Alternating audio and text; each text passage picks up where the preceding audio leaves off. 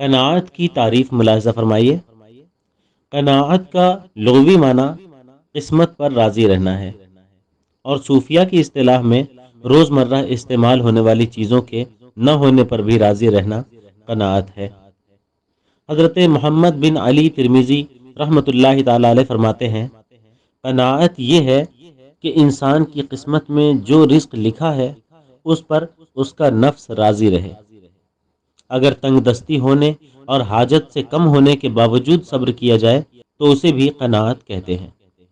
عاجزی اور انکساری کی تعریف یہ ہے، لوگوں کی طبیعتوں اور ان کے مقام و مرتبے کے اعتبار سے ان کے لیے نرمی کا پہلو اختیار کرنا اور اپنے آپ کو حقیر و کمتر اور چھوٹا خیال کرنا عاجزی و انکساری کہلاتا ہے۔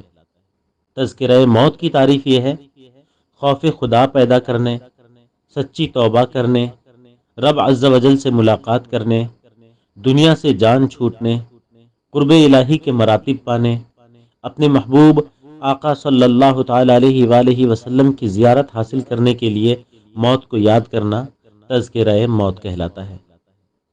حسن ظن کی تعریف یہ ہے، کسی مسلمان کے بارے میں اچھا گمان رکھنا حسن ظن کہلاتا ہے۔